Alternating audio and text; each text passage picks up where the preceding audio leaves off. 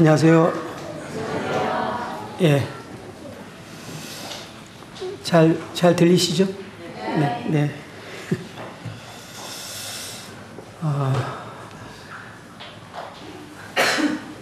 저는 지난번에 그 신명기 13장을 통해서 우리가 하나님과 멀어지게 하는 것이 무엇인가 라는 교재를 가지고 나눴습니다.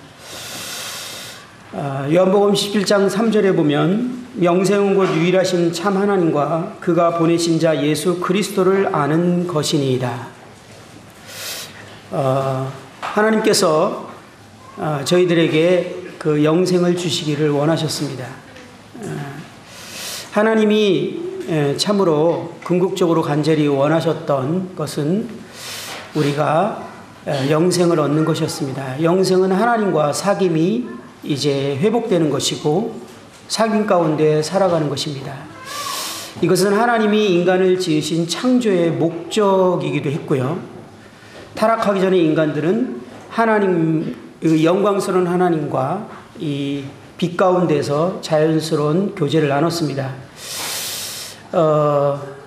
아담이 죄를 짓고 나서 즉시 이제 하나님과의 분리를 경험하게 되죠. 하나님의 영광스러움 앞에 두려워서 숨게 되는 일들이 일어났습니다. 그리고 모든 인생들은 점점 이제 하나님과 멀어졌고 하나님과 상관없이 살아가면서 영원한 멸망 가운데 가게 되는 것을 하나님께서 이제 다시 원상태로 저희들을 돌이키를 원했습니다. 그래서 참 놀랍게도 여기 계신 저와 여러분들은 하나님이 처음으로 저희들을 의도하신 그 목적대로 돌아왔습니다. 하나님과 사귐이 시작된 것이죠. 그리고 이 하나님과 사귐 가운데 살아가도록 우리를 지었습니다. 사실 신앙생활에서 이것을 놓쳐버리거나 잃어버리면 사실 전부를 잃어버린 상황이고 모든 것들은 이제 잘못되어지기 시작하고 우리가 구원받기 전의 상태를 다시 재현하게 되고 구원받기 전에 있었던 저희들의 감정 상태나 모든 상태들을 다시 그대로 재현하게 됩니다. 가끔 믿지 않는 사람들에게 그런 이렇게 상담하다 그런 질문 받게 돼요. 믿는 사람도 뭐 우리하고 똑같이 죄를 짓는 것 같고 뭐 다 어쩔 땐 더해 보인다. 참 제가 이 변명하는 게 참 궁색해요. 그럴 때는. 그렇지만 사실대로 얘기를 합니다. 저희들이 하나님과 사귐이 멀어질 때 우리들이 구원받기 전에 가졌던 원래 약점들, 우리 각자마다 다른 약점들이 있죠. 그 약점들이 그대로 반영되고 드러나는 것을 보게 됩니다. 이것은 아무리 발버둥 쳐도 해결되지 않는 문제이죠. 그러나 주님과의 사귐 가운데 들어갈 때 정말 가장 그 약점이 가장 강함으로 또 나타나기도 합니다. 거칠었던 성격의 사람은 하나님과 사귐 가운데 있을 때 참 부드럽고 온유한 사람이 되고 또 소심했던 사람들이 하나님과 사귐 가운데 있을 때는 아주 담대하고 이런 모습들이 나타나기도 합니다. 죄를 극복할 뿐만 아니라 우리의 성향까지도 이제 극복하게 되고 우리가 갖고 있는 많은 연약함들이 사실 극복하게 되는 것이 하나님과 사귐 가운데 있게 되는 것입니다. 요한일서의 말씀을 보면 요한일서는 하나님과 우리가 사귐이 시작되었다라고 얘기하면서 하나님과 사귐 가운데 살아갈 때 맺어지는 열매들에 대해서 쭉 이렇게 나열하고 있습니다. 참으로 놀라운 우리들이 소망하는 삶을 거기에 기록하고 있는 것을 보게 됩니다. 요한일서에 이 하나님과 사귐 가운데 있을 때 나타나는 삶의 증상들을 보면 참으로 하나님의 말씀을 온전히 순종하는 모습에 대해서 설명되어 있습니다. 그리고 더 놀라운 것은 거룩한 삶을 살게 된다는 것입니다. 그리고 더 나아가서 우리가 형제자매를 다른 사람을 사랑할 수 있는 사람이 된다는 것입니다. 그리고 더 놀라운 것은 세상을 이기게 된다는 것입니다. 이게 하나님과 사귐 가운데 있을 때 우리가 맺는 열매인 것을 그러면서 거기에 거짓 교사들과 그들을 이러한 열매를 맺지 못하는 것에 대해서 드러내면서 그들은 그리스도인이 아닌 것을, 또 그리스도인이 아니기 때문에 우리에게서 나갔다라고 말하고 있습니다. 그러면서 그리스도인들은 특징이 사귐이고 사귐 가운데 있을 때 이러한 삶의 열매들을 맺게 되는 것을 말하고 있습니다. 신명기 13장에서 우리는 하나님의 마음을 조금 느끼기 위해서 저는 그 말씀을 지난번에 드렸습니다. 우리가 하나님과 멀어지게 하는 것에 대해서 하나님께서 우리에게 얼마나 분명한 태도를 취하면서 이 하나님과 멀어지는 것에 대해서 우리가 분명한 인식과 태도를 취할 것에 대해서 말씀을 하는 것들을 기억하게 됩니다. 이 거짓 선지자와 가족과 친구들, 그 다음에 내가 속한 이 공동체들이 하나님을 멀어지게 할 때 우리가 대할 태도에 대해서 하나님께서 말씀하신 것을 보게 됩니다. 우리가 하나님과 멀어지게 하는 것을 기본적으로 생각할 때 우리는 육신과 세상과 사단이라고 이렇게 말합니다. 이 육신은요, 이 죄의 본성인 옛사람의 그냥 성품 자체는 하나님을 끊임없이 떠나려는 성향을 갖고 있습니다. 참 슬픈 표현이에요. 하나님을 끊임없이 떠나려는 성향을 갖고 있다. 이게 우리 옛사람이에요. 우리의 본성. 이것은 정말 끊임없이 거스리고 영적인 전쟁이 필요한 그런 상황입니다. 그리고 사단이 우리를 하나님과 멀어지게 하고자 끊임없이 일하고 있습니다.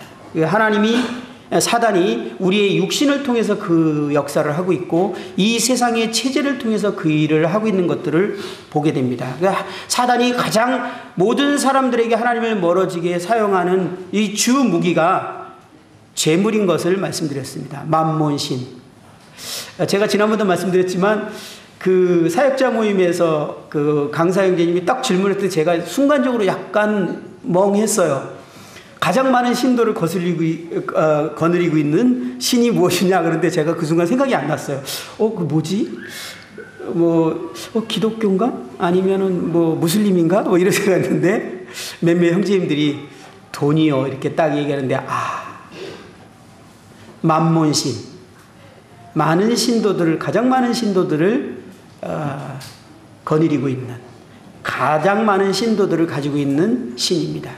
사실은 사단이 이 배후에서 역사하고 있죠. 이 재물을 통해서 우리로 하여금 하나님과 멀어지게 하고 있는 것을 보게 됩니다.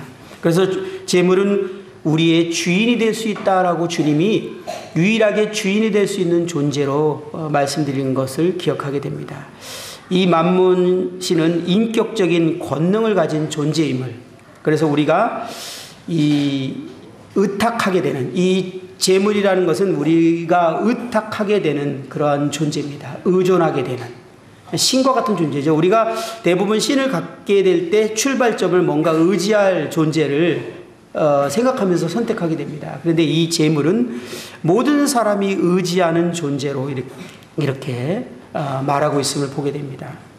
그리고 가족과 친구들, 이 가족과 친구는 서로를 가장 효과적으로 세울 수 있거나 무너뜨리거나, 그죠?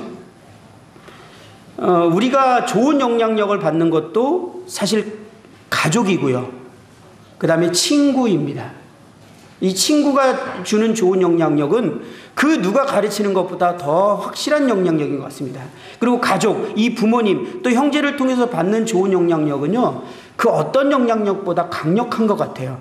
그런데 우리를 무너뜨리게 하는 가장 강력한 영향력도 가족, 친구인 것 같습니다. 우리가 믿지 않는 친구들을, 또 사람들을, 관계를 맺을 때 어떤 거를 염두에 두고 관계를 맺어야 될까요? 이 말씀을 생각할 때.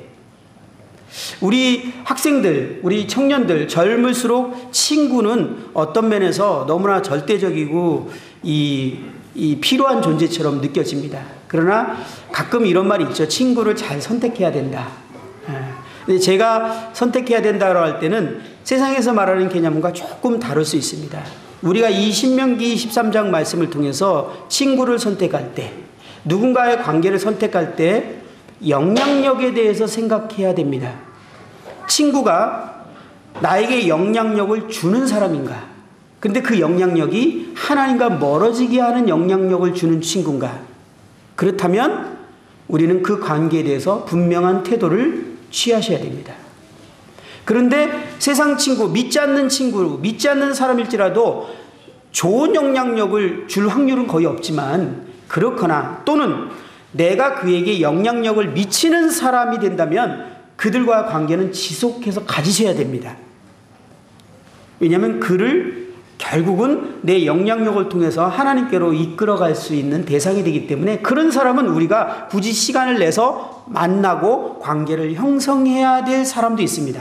그러나 그 사람하고 만나고 나면, 그 친구하고 만나고 나면 내가 이렇게 살면 안 될 것 같은데, 뭔가 해야 될 것 같은데, 그리고 내가 이렇게 하면 뭔가 세상이 뒤처지는 것 같은데, 이런 느낌이 항상 내 마음을 들게 하고 헤어진다.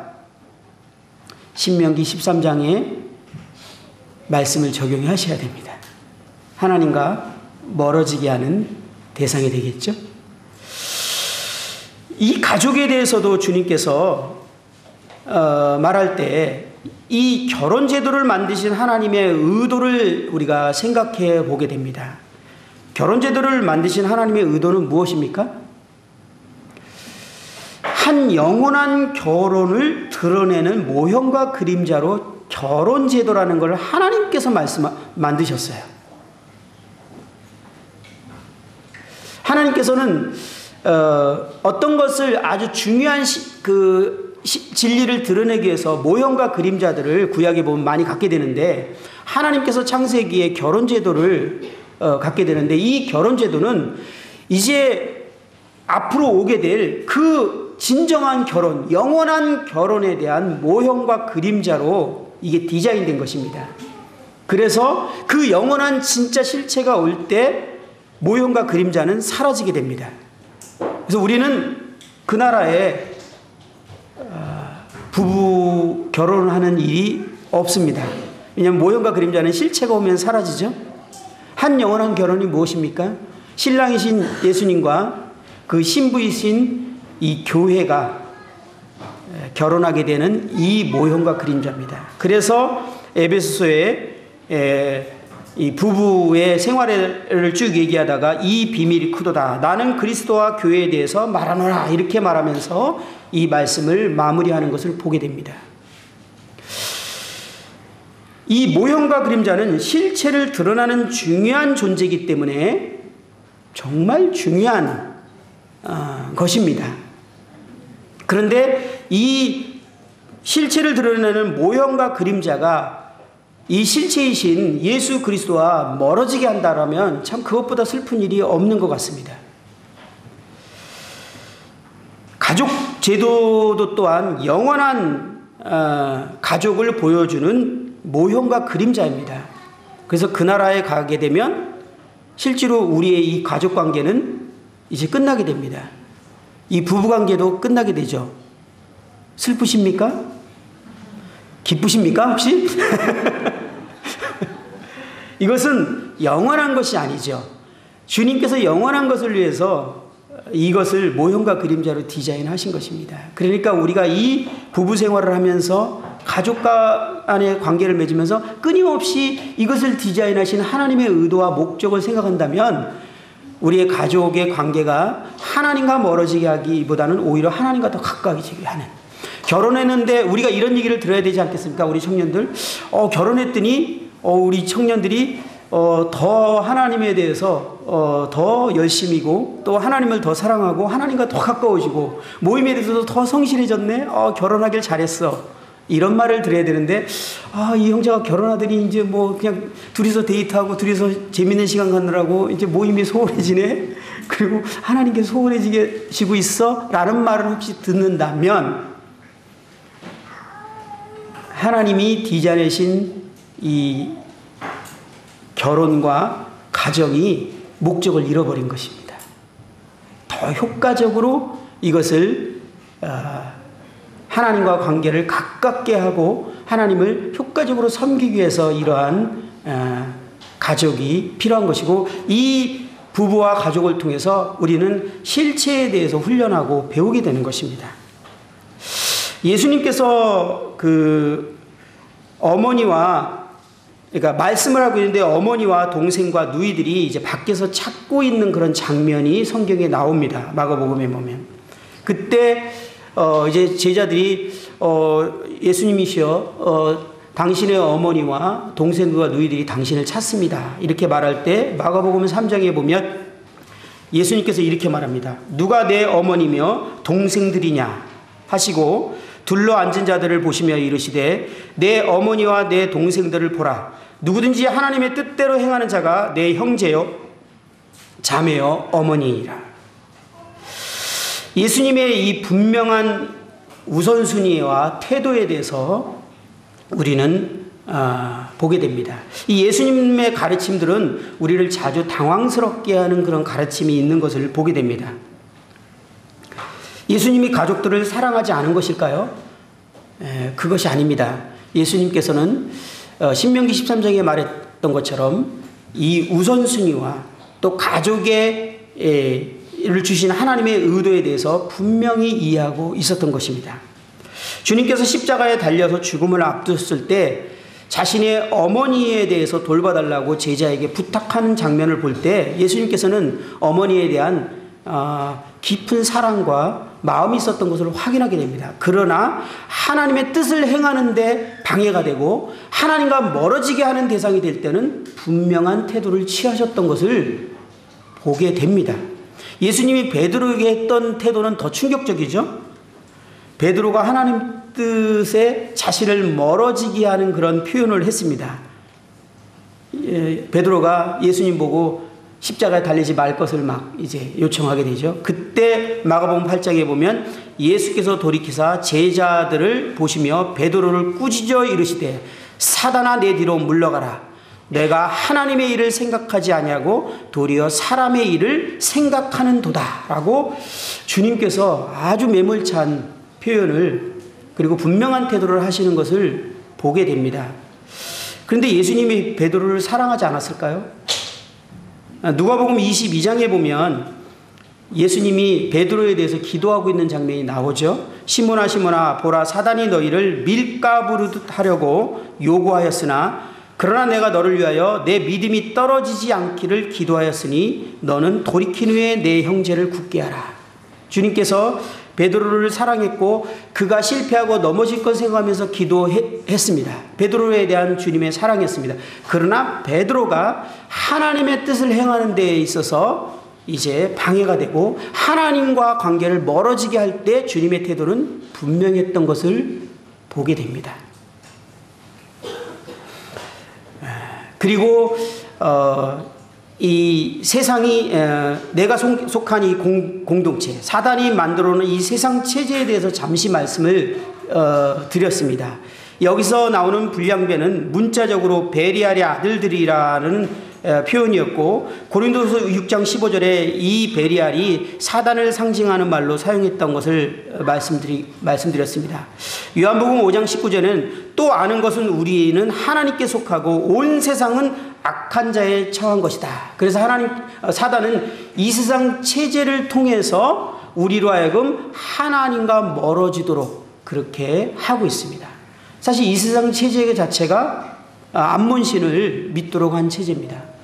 지금 금방 떠오르는 것은 이 자녀 교육을 볼 때도 이 세상 체제가 하나님 말씀과 이 멀어지게 하고 하나님과 멀어지게 하고 있는 체계를 갖고 있다는 것을 생각해 보게 됩니다. 이 세상 체제의 자녀 교육의 포인트가 뭐죠? 아이들로 하여금 기죽이지 마라. 그래서 매를 대지 않도록 하죠. 아이가 창조성을 갖게 하라. 아이들로 하여금 그러한 자아를 키워주도록 하는 그러한 교육법이 포인트입니다. 그래서 아이의 매를 떼거나 그렇게 되면 기가 죽으니까 아이들에게 자기 개발을 할 수 있는 능력과 창조력과 이런 것들을 개발시키기 위해서 아이들을 이제 인격적으로 대하고 이렇게 하도록 하는 것입니다. 자아를 형성시켜 주는 것입니다. 우리는 이 자아가 무엇인지 잘 아시죠?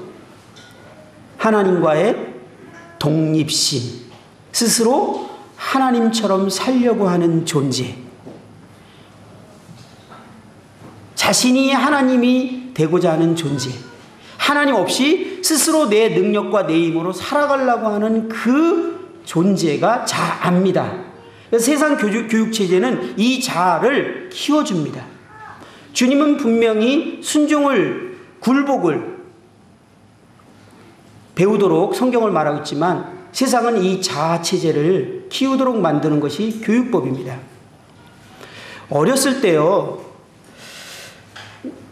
나쁜 일에 대해서, 옳지 않은 일에 대해서 스톱하는 것을 부모들이 가르쳐주지 않으면요, 그래서 주님께서는 그것을 자문을 통해서 아이들의 미련을, 껍질을 벗기기 위해서 매를 댈 것을 얘기하고 있죠. 순종을 가리킬 걸 얘기합니다. 스톱하는 것을 배워야 됩니다. 근데 스톱하는 것을 배우지 못하다 보니까 저도요, 우리 형제 중에 제가 막내였어요. 그러니까 스톱하는 것을 못 배운 사람 중에 하나예요. 우리 어머니가 제가 너무 불쌍했던 거야.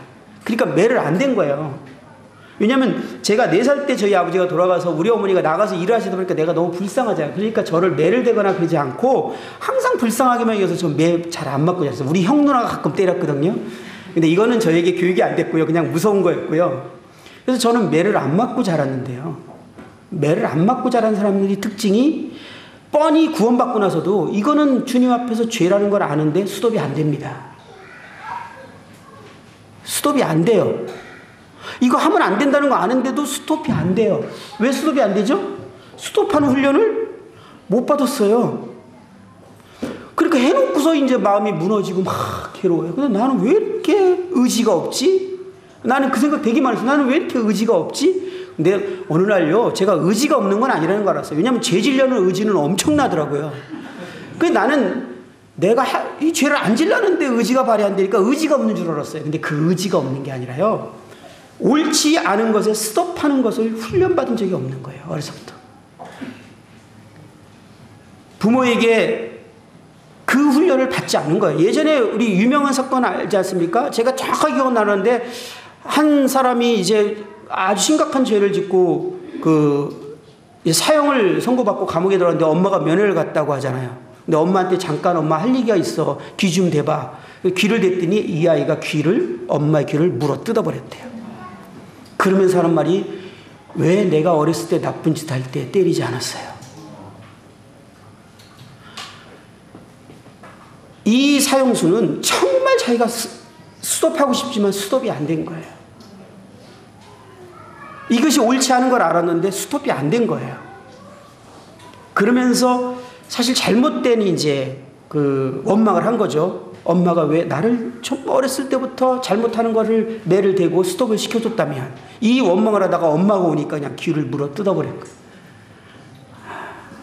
참 우리가 이런 세상 체제와 이 하나님 나라의 체제는 정말 다르다라는 것을 보게 됩니다. 사단은 끊임없이 이 세상의 수많은 체제를 통해서 우리가 잘하고 있는 것 같고 잘 사는 것 같지만 결국은 하나님과 멀어지게 하는 교묘한 의도를 가지고 끊임없이 하나님과 멀어지게 하고 있다는 것입니다.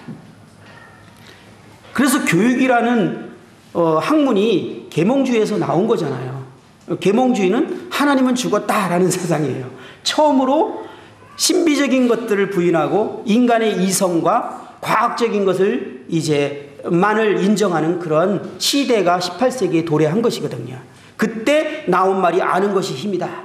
그래서 교육을 통해서 인간이 바뀔 수 있다라고 시작하면서 교육의 모든 체제들이 완성이 되어졌는데, 하나님은 없다에서부터 출발된 교육체제이기 때문에요, 이 교육체계가 우리는 어쩔 수 없이 접합니다. 그리고 우리는 그것을 말하고 있어요. 그리고 그 교육체제로 해서 우리는 하나님과 상관없이 스스로 하나님 없이 살아가도록 체제를 훈련받고 몸에 배어있는 것을 우리는 사실 인식을 못하고 있습니다. 정말 심각한 상황들이 사실 사단이 이 세상을 구축해 놓은 그런 상황이죠. 우리는 무엇이 나를 하나님과 멀어지게 하는가라는 것에 대해서 끊임없이 생각하면서 이런 부분에 주님께서 우리에게 말씀하신 분명한 태도를 취할 것에 대해서 생각해 보게 됩니다. 그때 그 말씀 드리면서 보았던 말씀을 좀 보고 오늘 나머지 시간을 좀 하나님과의 교제를 통해서 우리가 얻게 되는 또 유익을 좀 나눠봤으면 좋겠습니다. 출애굽기 말씀을 다시 한번 보겠습니다. 출애굽기 20장입니다.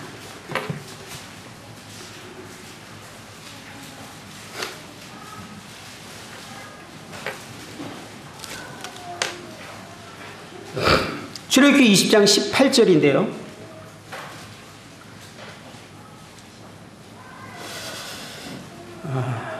18절부터 한번 읽어보겠습니다.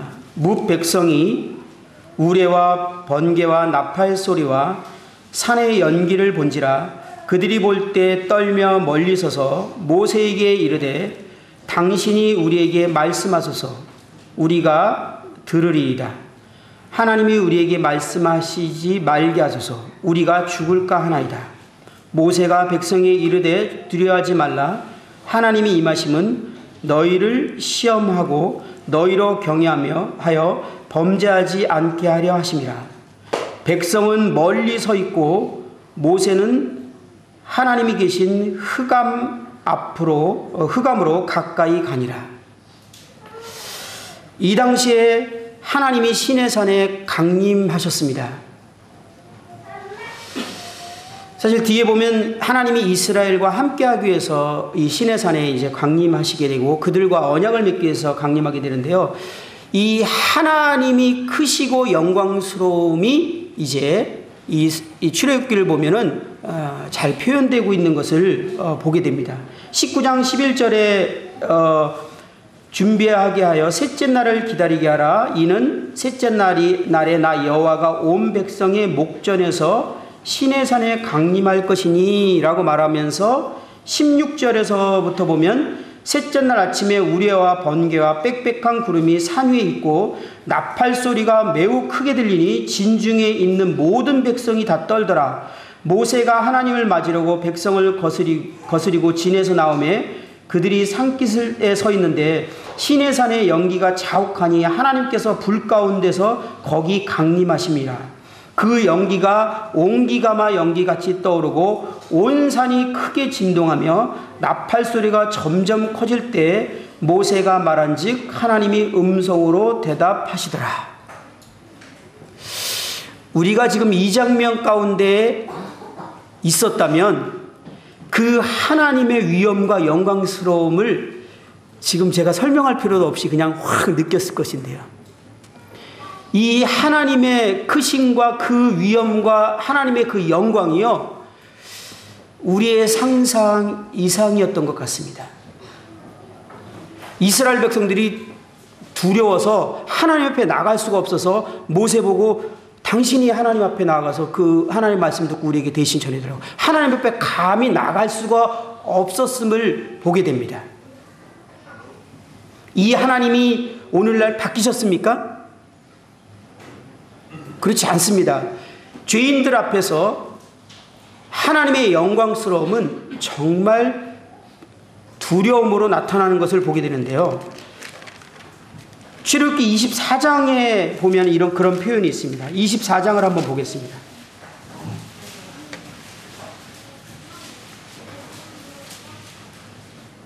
(24장 1절에) 보면 또 모세에게 이르시되 너는 아론과 나답과 아비후와 이스라엘 장로 70명과 함께 여호와께로 올라와 멀리서 경배하고 너 모세만 여호와께 가까이 나오고 그들은 가까이 나오지 말며 백성들은 너와 함께 올라오지 말지니라.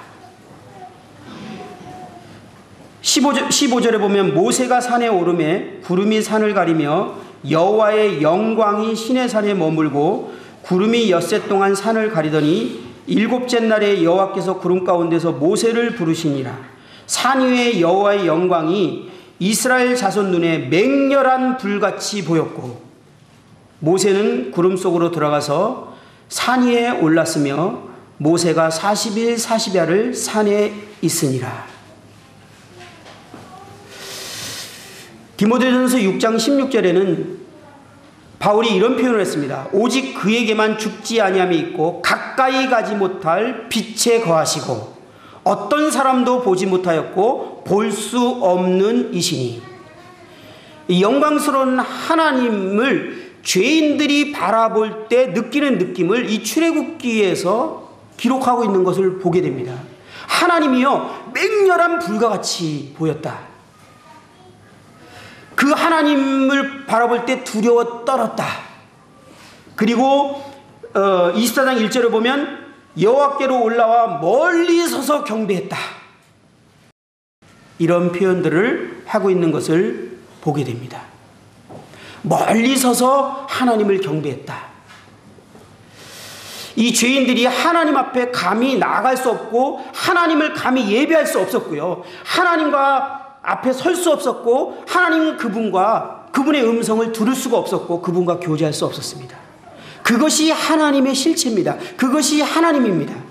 그런데 이 놀라운 하나님 앞에 설 수 있고 하나님 앞에 다가갈 수 있는 놀라운 특권은 그 옛 언약 안에서 유일하게 모세만이 그 특권을 누리고 갖게 되었습니다. 그런데 이 특권을 저희들이 갖게 된 거예요. 저희들이 하나님을 멀리 서서 보고 예배드리지 않지 않습니까? 오늘도 저희들이 하나님 앞에 하나님의 임재 가운데서 우리는 예배드렸어요. 이스라엘 백성들이 하나님을 정말 예배를 하고 싶었던 거예요. 경배를 하고 싶었는데 감히 하나님 앞에 나가서 경배하다가 죽을까 봐 두려워서 멀리 서서 하나님의 그 영광을 예배한 거예요. 이 이스라엘 백성들이 하나님을 예배하고 싶은 마음이 느껴집니까? 이게 얼마나 영광스러운 특권이고 놀라운 사실인지 이스라엘 백성들은 너무나 잘 알았던 거예요. 이 특권이 우리에게 주어졌는데 우리가 좀 마음이 바뀌어야 될 것이 있지 않을까요? 이거를 너무 소홀히 여기지 않나요? 이것은 우리에게 있는 어마어마한 특권입니다. 모세만이 그 당시에 이 모세만이 가질 수 있었던 특권을 우리 모두 다 갖고 있다 보니까 이것이 특권처럼 안 느껴질 수도 있는 것 같기도 합니다. 그러나 이거는요 엄청난 특권이었어요. 그리고 이스라엘 사람들이 볼 때 산 위에 있는 여호와의 영광이 어떻게 보이냐면 맹렬한 불과 같이 보였다. 이 불처럼 보이는 것을 우리가 어떻게 느낍니까? 그 다가가면 그냥 불타 죽을 것 같이 느껴지지 않습니까? 죄인들이 하나님을 볼 때 감히 나아갈 수 없고 하나님 앞에 설 수 없는 정말 두렵고 무서운 하나님인데요. 우리가 그 하나님 앞에 나아가서 그분과 친밀한 교제와 사귐을 가질 수 있도록 되었다라는 이 놀라운 사실은, 이 놀라운 특권은 우리가 가볍게 여겨서는 안 되는 그런 특권인 것을 생각해 보게 됩니다. 사도행전 22장 6절 이렇게 7절에 보면 이 사울이었죠. 바울이 처음으로 주님을 만나게 되는 그런 장면을 얘기할 때 우리 기억이 납니까?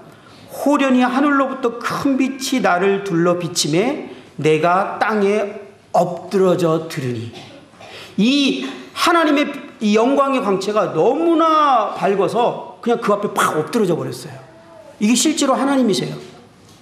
그리고 그 빛 광채로 말미암아 눈이 볼 수 없게 눈이 멀어버렸어요. 26장에 보면은 좀 더 분명한 표현이 나오는데, 하늘로부터 해보다 더 밝은 빛이 나와 내 동행들을 둘러 비치는지라 우리가 다 땅에 엎드러짐에, 그 하나님의 영광의 광채 앞에 바울과 그 일행들이요 무엇인지 모르지만 그 영광스러운 하나님의 빛 앞에 다 엎드러져 버렸어요. 하나님은 정말 영광스러운 분이십니다.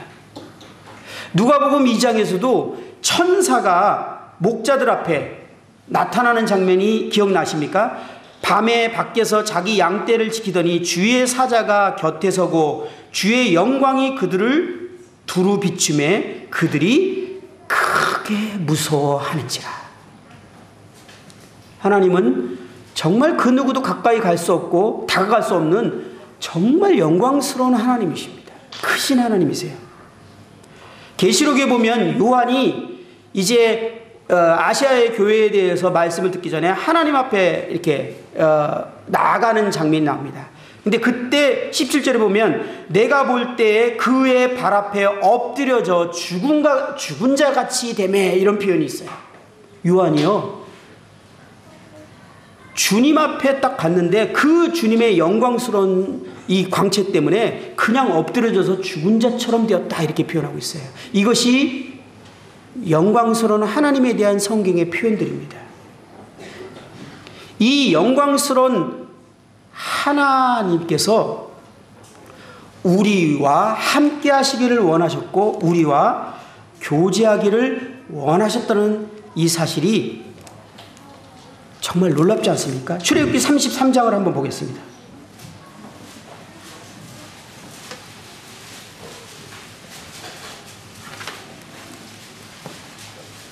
출애굽기 33장 16절.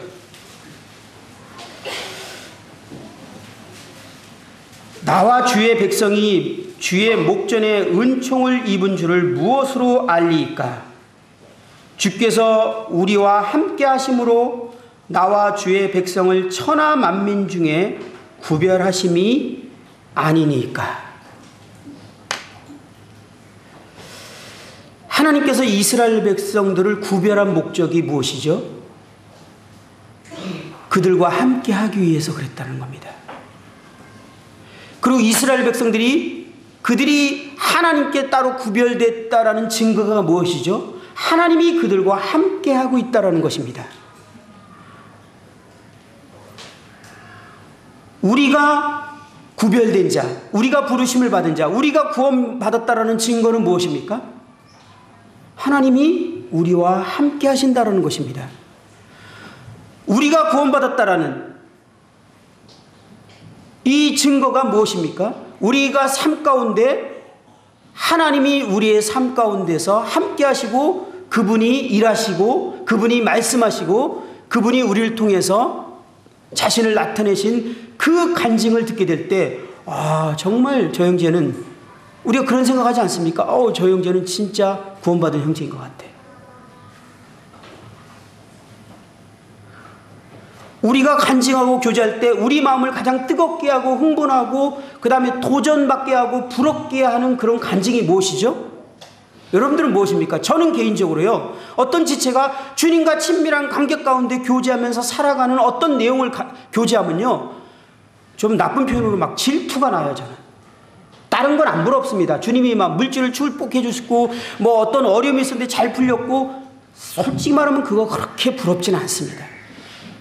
그런데요, 주님과 친밀한 가운데 교제하고 그분과 동행하는 삶 가운데서 경험한 간증들을 들으면요, 저는 막 그냥 질투가 일어날 정도로 부러워요.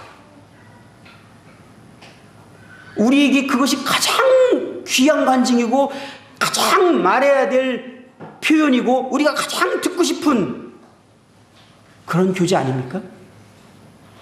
우리들이 모일 때 무엇을 얘기하나요? 주님과의 그 동행함을 통해서 경험한, 주님과 나와의 친밀한 관계 통해서 내가 지금 누리고 있는 그 무엇,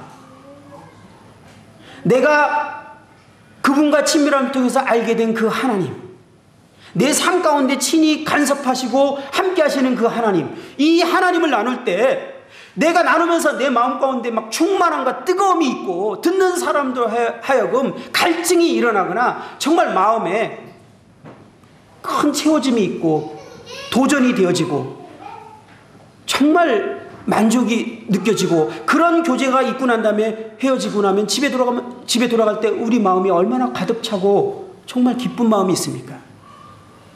우리는 하나님께서 우리를 부르신 이유는 우리와 교제하시기 위해서 하나님께서 우리를 부르셨다라는 것을 생각해 보게 됩니다. 하나님께서 이스라엘 백성들에게 내가 너에게 진정으로 원하는 게 있다, 이렇게 말하는 표현이 미가서에 나오죠. 한번 미가서를 보도록 하겠습니다. 미가서, 구약 거의 뒤쪽입니다. 요나, 미가.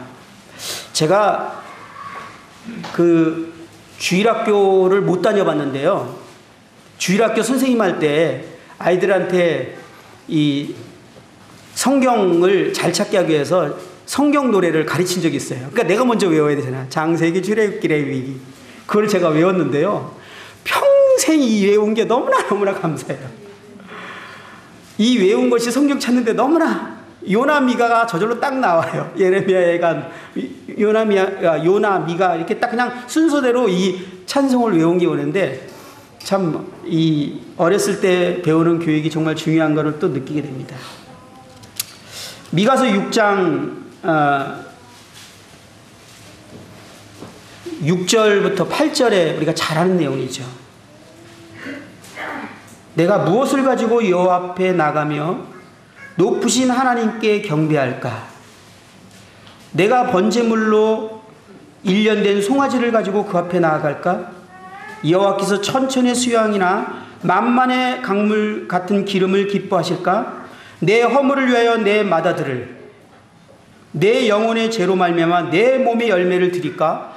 야, 이 사람 이 미가의 고백은요 어마어마한 고백을 하고 있어요. 가만히 보면 내 맏아들을 그 다음에 내 몸을 주님께, 그러니까 주님께 모든 것을 다 드리기를 원하는 그런 소원을 얘기하고 있는데, 주님께서 사람아 주께서 선한 것이 무엇임을 내게 보이셨나니 여호와께서 내게 구하시는 것은 오직 정의를 행하며 인자를 사랑하며 겸손하게 내 하나님과 함께 행하는 것이 아니냐.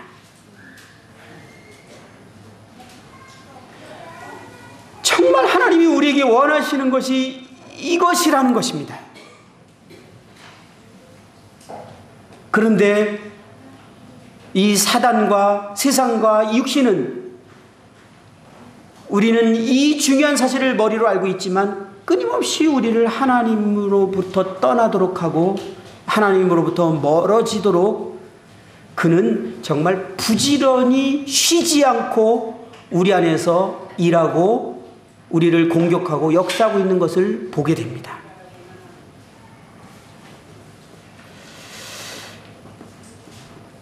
예수님께서 자신의 12제자를 택하려는 장면이 나오는데요. 그 택하는 장면이 떠올라서 한번 보게 되었습니다. 그런데 예수님이 제자를 택한 그 장면의 표현이 인상 깊습니다. 마가복음 3장입니다. 마가복음 3장을 한번 보도록 하겠습니다. 성경을 오늘 조금 찾아보겠어요. 3장 13절. 마가복음 3장 13절입니다.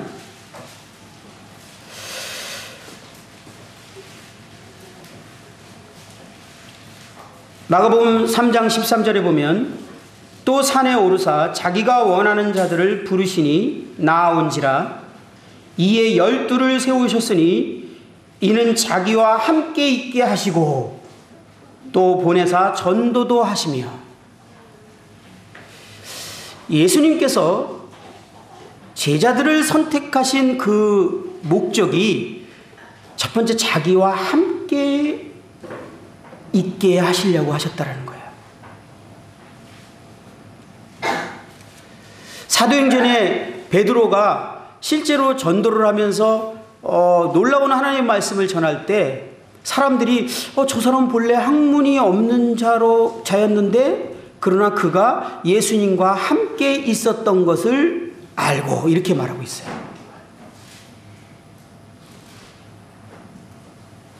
우리가 베드로처럼 정말 복음을 제대로 효과 있게 전하고 정말 능숙한 표현과 아니면 성령의 능력으로 이 영혼들에게 가슴을 찔러 쪼개고 그들의 변화시키는 그런 복음을 전하는 그것을 위해서 우리가 여러 가지 훈련을 할 수 있습니다. 기술을 배울 수 있어요. 그러나 결정적인 그 원인은 베드로가 주님과 함께 있었다는 거예요. 그리고 그분과 동행하는 삶을 통해서 그가 복음을 전할 때 놀라운 능력이 나왔던 것을 보게 됩니다.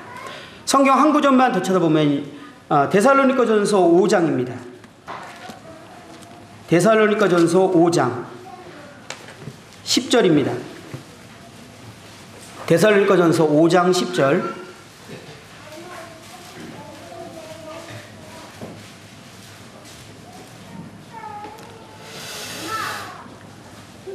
10절에 보면 예수께서 우리를 위하여 죽으사 우리로 하여금 깨어있든지 자든지 자기와 함께 살게 하려 하셨느니라.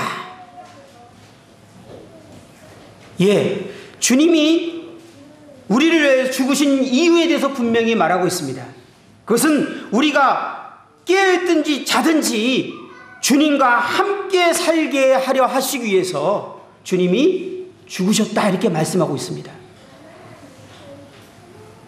주님이 십자가에 달리시고 우리를 구원하신 목적은 하나님이 이스라엘 백성들을 택하신 목적과 동일했습니다.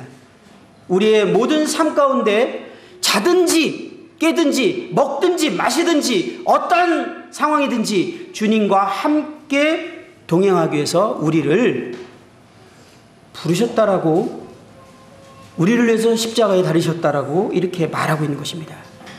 만약에 그런데 나의 모든 죄를 용서하시고 그리스도로 말미암아 우리의 모든 죄가 용서받았다라고 주님께 감사하고 주님께 그것을 기뻐하면서 우리가 주님이 결국은 십자가에 돌아가신 궁극적인 목적인 주님과 함께 교제하며 그분과 사귐 가운데서 그분과 이 삶 가운데서 동행하는 것을 우리가 소홀히 여긴다면 이건 뭔가 모순이 있는 것입니다. 주님이 십자가에 달리신 이유가 그것이라는 거예요. 요한일서에서 아까도 말씀드렸지만 1장 3절에 보면 안 찾아도 보셔도 됩니다. 우리가 보고 들은 바를 너희에게도, 마이크가 갑자기 커졌네요. 네. 우리가 보고 들은 바를 너희에게도 전함은 너희로 우리와 사귐이 있게 하려니니 우리의 사귐은 아버지와 그 아들 예수 그리스도와 더불어 누림이라, 이렇게 말하고 있습니다. 6절에 보면 만일 우리가 하나님과 사귐이 있다고 하고 라는 말로 시작합니다. 하나님과 사귐 가운데, 그래서 요한은 너희에게 영생이 있음을 알게 하려 합니다, 이렇게 5장에 가보면 이 얘기를 하죠. 그런데 이 얘기의 시작이 하나님과의 사귐 가운데 우리가 있다라는 것, 그리고 이 하나님과 사귐을 통해서 우리가 어떠한 열매를 맺을 수 있는 것에 대해서 얘기하고 있습니다. 출애굽기 33장을 다시 한 번만 34장을 돌아가 보도록 하겠습니다. 출애굽기 34장입니다.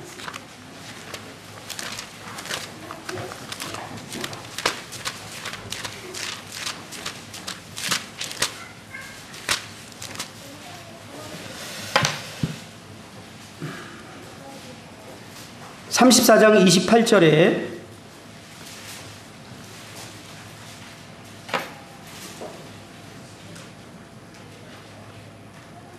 (28절을) 한번 보겠습니다. 모세가 여호와와 함께 40일 40야를 거기 있으면서 떡도 먹지 아니하고 물도 마시지 아니하였으며 여호와께서는 언약의 말씀 곧 십계명을 그 판들에 기록하였더라. 모세가 그 증거의 두 판을 모세의 손에 들고 시내 산에서 내려오니 그 산에서 내려올 때 모세는 자기가 여호와와 말하였으므로 말미암아 얼굴 피부에 광채가 나나 깨달지 못하였더라. 모세가 하나님과 함께 긴 시간이 있었고 그분과 모세가 여호와 하나님과 함께 교제를 했던 것을 표현하고 있습니다. 33장 11절에는 뭐라고 표현하고 있냐면요, 이렇게 말하고 있어요. 사람이 자기의 친구와 얘기함 같이 여호와께서는 모세와 대면하여 말씀하시며, 이렇게 표현하고 있어요. 그러니까 모세가 하나님의 임재 가운데 있었고 그 하나님과 친구와 같이 친밀한 교제를 나누는 것을 보게 됩니다. 그런데 그 모세의 얼굴에 하나님의 영광의 광채가 드러나고 있는 모습을 우리는 잘 알고 있죠. 이 말씀이 고린도후서 3장에 그대로 기록하면서 우리들에게 중요한 원리를 말하고 있는 것을 보게 됩니다. 고린도후서 3장을 마지막으로 한번 보도록 하겠습니다. 고린도후서 3장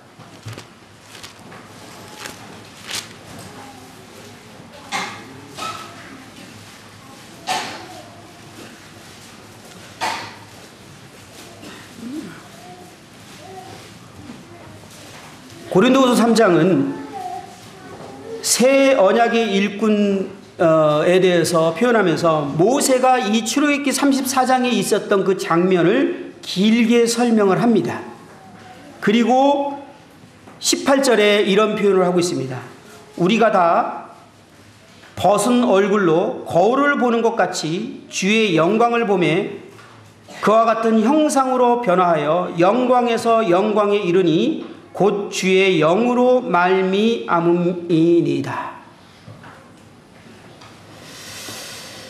모세는 하나님의 영광을 대면하고 그분과 함께 교제함으로 말미암아 하나님의 영광을 투영하는 자가 되었음을 보게 됩니다.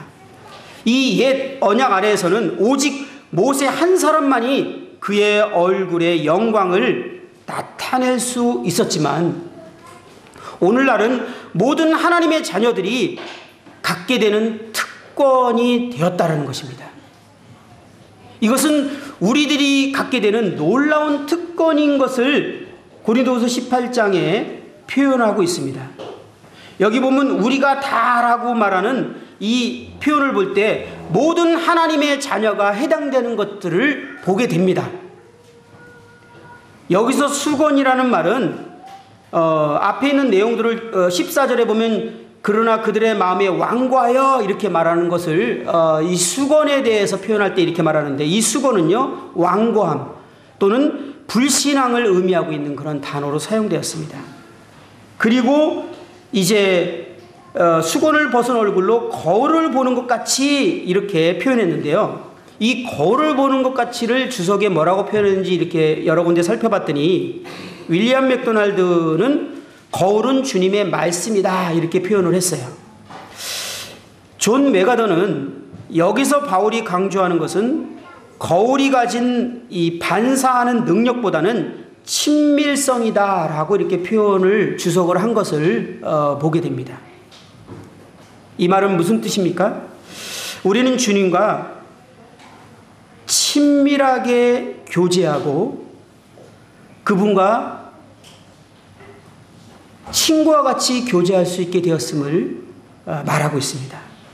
또한 우리는 이 윌리엄 맥도날드 주석을 통해서 우리가 알게 된 것은 우리는 하나님의 말씀을 통해서 그분과 친밀한 교제를 할 수 있게 되었음을 또 생각해 보게 됩니다.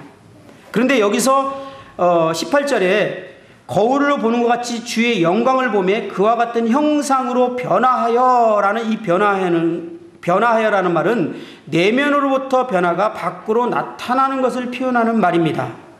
그리고 영광에서 영광에 이르니 이 말은 이것은 한 단계의 영광에서 다른 단계의 영광으로 이동하는 것을 나타내 준다라고 이렇게 표현하고 있는 표현을 보게 됐습니다. 무슨 말이죠? 이것은 즉각적인 변화를 가르치고 있는 것이 아니라 우리의 변화는 즉각적이지 않고 점진적이다라는 것을 말하고 있습니다. 지금 이 말의 의미는 무엇을 지금 말하고 있는 것이죠? 우리 모두는 하나님과 친밀하게 교제할 수 있게 되었고 하나님과 친밀한 교제를 통해서 점점 그리스도의 영광의 형상으로 우리가 변화되어 가게 되는 것들을 지금 말하고 있는 것입니다. 요한일서에서 하나님과 사귐 가운데 있을 때 그리스도의 성품이 우리를 통해서 나타난다라고 말하면서 그 그리스도의 성품이 거룩한 삶, 순종하는 삶, 그 다음에 다른 사람들을 사랑하는 삶, 세상을 거스리고 이기는 삶, 이것이 그리스도의 생명의 특징이다 라고 말하는 것이 요한일서의 내용이에요. 그런데 이 고린도후서를 통해서 또 동일하게 알게 된 것은 그것을 우리는 간단하게 여기서 표현하고 있습니다. 하나님과 교제를 통해서 그분과 친밀함을 통해서 우리는 그리스도를 닮아가고 그리스도가 맺는 열매를 그리스도의 생명으로 살아가는 것들이 가능해진다라는 것을 말하고 있는 것입니다. 우리 모두는 사실은 마음의 깊이부터 거룩한 삶을 살기를 원합니다. 그렇지 않은 분 아무도 없죠. 그리고 진정으로 다른 사람을 사랑하기를 원합니다. 이 능력과 세력에 정말 자유하고 싶어요. 마음 깊이 그것을 원해요. 그리고 우리가 하나님 앞에 진정한 순종으로 주님이 기뻐하시는 삶을 살고 싶은 소원이 있어요. 그런데 저희들이 이것을 반복하다가 수많은 그리스도인들이 이제 경험적으로 낙심을 했습니다. 경험적으로 낙심을 하죠. 왜냐하면 아무리 해도 안 되니까. 아무리 해도 죄를 못 이기겠어. 아무리 해도 순종이 안 돼. 이 거룩한 삶이 되어지지 않아. 그래서 이 말씀보다 경험으로 이제 답을 내렸어요. 나는 안 돼. 원인이 무엇이라고 말하고 있는가요? 성경은 모세의 경험을 통해서, 또 우리 요한일서를 통해서, 이 고린도후서 3장 18절을 통해서 우리의 문제가 무엇이라고 말합니까? 우리에게는 하나님을 멀어지게 하는 끊임없는 어떤 상황과 사건과 우리를 멀어지게 하는 것이 있다라는 것이에요. 그리고 우리는 끊임없이 하나님과 멀어졌기 때문에 우리가 소원하는 삶을 사실 열매를 맺지 못하고 이루지 못하고 있다라는 것을 말하고 있는 것입니다. 우리가 하나님과 사귐 가운데 있을 때 우리가 소원했던 그 열매들은 맺어질 것이라고 말하고 있는 것입니다. 물론 단 한순간 완전히 온전하게 이루어지는 것은 아닙니다. 이거 완전 성화를 말하는 것이 아니야. 그러나 우리가 점점 그리스도처럼 되어질 거라는 거예요. 주님의 삶을 우리가 살 수 있게 될 거라는 것이에요. 저희가 훈련해서요, 제자의 삶을 배우면 저희 마음속에, 제 마음속부터 이거 어떻게 해? 그런데 말씀을 가만히 정직하게 보면 주님이 요구하신 게 맞아. 왜 그리스도인이 살아가야 될 삶이야. 오늘날 수많은 교회들이, 수많은 그리스도인들이 그렇게 살아가고 있지 않아. 그렇기 때문에 이것은 특별한 사람이 사는 삶인 것 같아. 그리고 나는 그렇게 살 수 없어 라고 우리는 결론을 내려버리기가 십상입니다. 왜 이런 시대가 왔을까요? 여러분, 수많은 그리스도인과 교제하면서 우리가 느끼는 게 있지 않습니까? 정말 이 시대는 주님과 동행하기 위해서 모든 것들을 대가를 치르고 포기하고 주님과 동행하는 것을 최우선을 열고 그분과 사귐 가운데 들어가는 것들을, 하나님과 멀어지게 하는 것들에 대한 분명한 태도를 취하고 하나님과 사귐 가운데 살아가는 사람들이 정말 드물다는 거예요. 그래서 성경에서 말하는 말은 현실적으로 우리가 이룰 수 없는 말 같아요. 그냥 율법처럼 느껴져요. 율법은 행할 능력을 주지 않고 요구합니다. 그러나 신약은 전혀 그렇지 않다는 걸 알고 있죠. 신약은 율법이 아닙니다. 할 능력을 주고 우리에게 요구하는 것입니다. 근데 그 요구가 무엇입니까?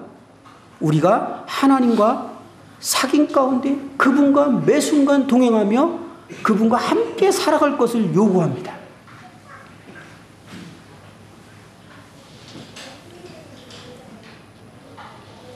창세기 6장에 보면 6장 9절에 노아에 대해서 표현하는 표현이 있어요. 기억나십니까? 제가 읽어드릴게요. 노아는 의인이요 당대의 완전한 자라. 그는 하나님과 동행하였으며. 노아가요 당대에 의인이었고 완전한 자였어요. 그 타락한 시대에, 정말 죄악이 관영해서 차고 넘치던 시대에 노아가 의인이었고 당대의 완전한 자라는 평가를 받았는데, 그 노아가 그렇게 살 수 있었던 원인은 그는 하나님과 동행하며 살았다는 거예요. 에녹이 하나님과 동행했을 때 그는 완전한 자였고 하나님의 에녹을 들어 올렸습니다.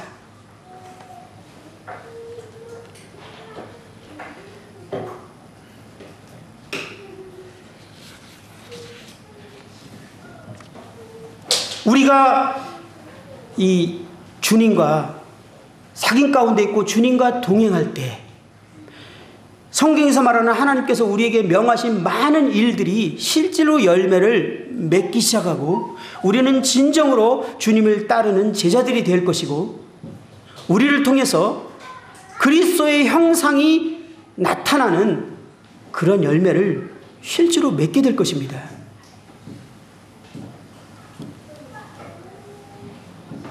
그러면 우리가 우리의 삶에 있어서 신앙생활에서 어디다 큰 중점을 두고 그것을 위해서 모든 것들을 드려야 될 것인가 할 때 우리는 주님과의 사귐, 주님과 동행하는 것에 우리는 최우선을 둬야 된다는 것이 분명한 자명한 사실인 것을 보게 됩니다.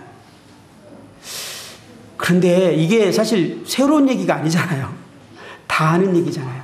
근데 문제는 이렇게 살아가기로 결정하고 선택하고 그렇게 행하는 사람이 많지 않다라는 거예요.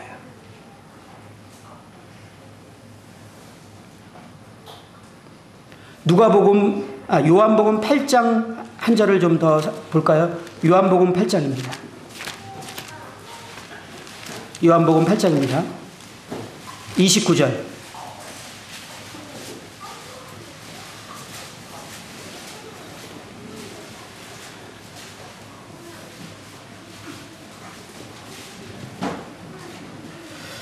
(29절을) 보면 나를 보내신 이가 함께 하시도다.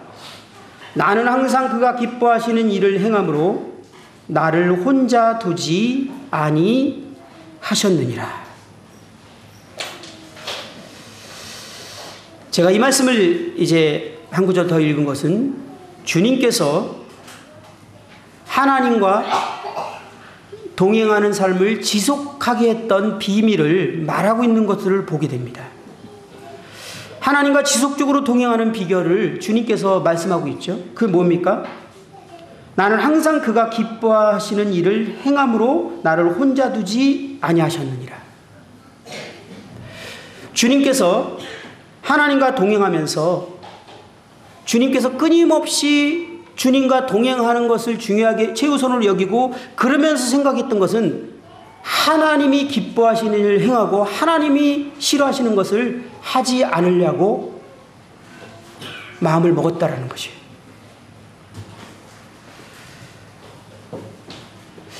주님과 동행하게 될 때 우리는 마음 가운데서 이제 주님과 관계 안에서 민감함이 생깁니다.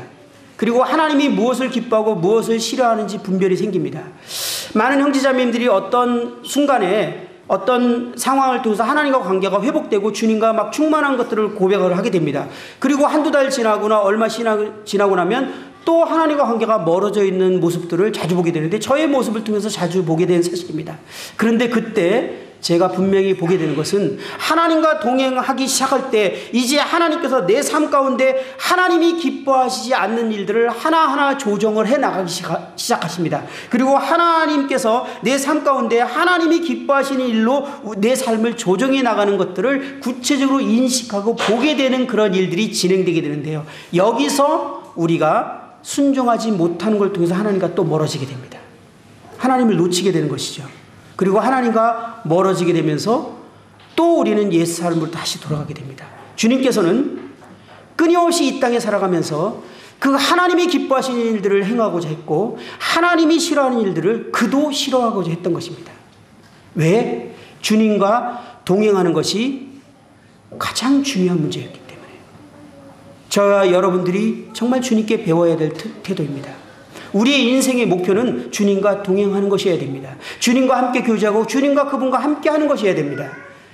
그러기 위해서는 하나님이 기뻐하시는 것을 행하고 하나님이 싫어하는 것을 우리가 싫어하는 그런 삶의 태도를 결정해야만 합니다.